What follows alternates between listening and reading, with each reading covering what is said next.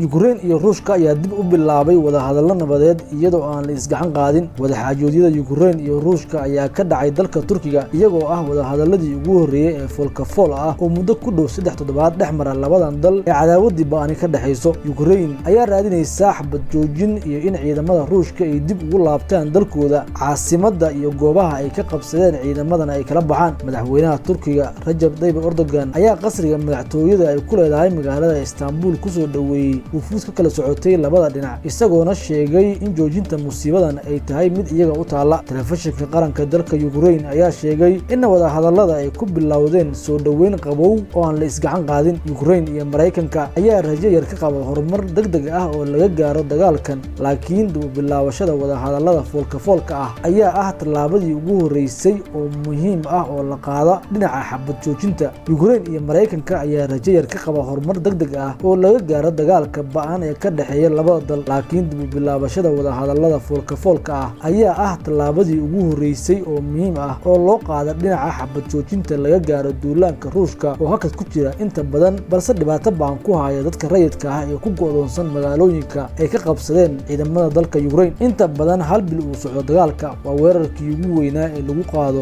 waddan reer Yurub ah tan iyo dagaalkii labaad ee adduunka. In ka badan 3.8 milyan oo qof ayaa u qaxay dibadda, kumanaan ayaa lagu dilay laguna dhaawacay, waxaana dhaqaalaha Ruushka lagu soo rogay cunaqabatayn. Magaalada dekedda leh ee Mariupol ee koonfurta oo ay go'doomiyeen ciidamada Ruushka tan iyo maalmihii hore ee dagaalka, ku dhowaad 5,000 oo qof ayaa lagu dilay oo ay ku jiraan ilaa iyo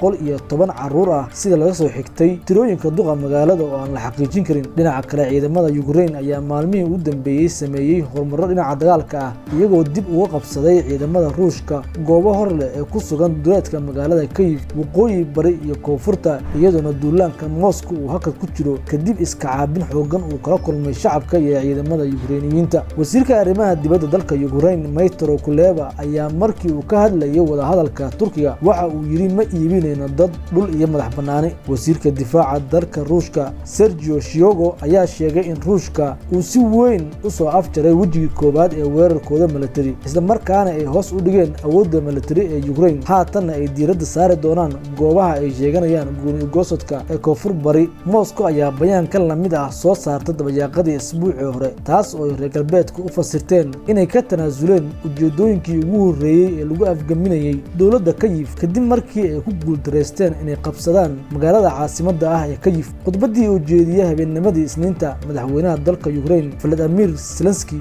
waxa uu ku celceliyay baaqyada reer galbeedka iyo inay sii wadaan ciqaabta Moscow ee looga jawaabayo duulaanka qaawan ee ku qaaday dalkiisa Ukraine. Dowladda Mareykanka ayaana muujinaysa inay taageero dhinaca afka ah la garab taagan tahay dowladda Ukraine oo inta badan dadka falaqeeya siyaasadaha ay aaminsan yihiin inay ayadu qaxarka iyo dhibaatada u horseeday, taa oo markii dambe uga baxda ballamaha. Hadda dowladda Mareykanka iyo sidoo kale madaxda Ukraine waxa ay rajeynayaan in wadahadalladan ay noqon doonaan kuwo midho dhal ah oo lagu guuleysto marka la eego sida ay ku bilowdeen iyo sida ay hadda u soconayaan. Labada wufuud ee Ruushka iyo sidoo kale Ukraine ayaa haatan ku sugan magaalada Istanbul iyadoona shirka uu furay madaxweynaha dalkaasi Recep Tayyip Erdogan. Wadahadalladu waxay socon doonaan in muddo ah iyadoona rajo fiican laga qabo inay ka soo baxaan hadallo midho dhal ah oo u horseeda dagaalka Ukraine iyo sidoo kale Ruushka inuu halkaasi kusoo gabagaboobo. Waxaan la ilaawi karin in labada dhinac aysan ka wada hadlin amaba aysan doonin inay ka wada hadlaan dhulka Moscow ka qabsatay 2014 dalka Russia oo ay doonayso inay u gacan geliso kooxaha gooni-goosodka ah oo ay dowladda Ruushka doonayso oo ay dowladda Ukraine diidan tahay. Lama oga ilaa iyo hadda halka ay marayaan wadahadallada saacadihii ugu dambeeyay.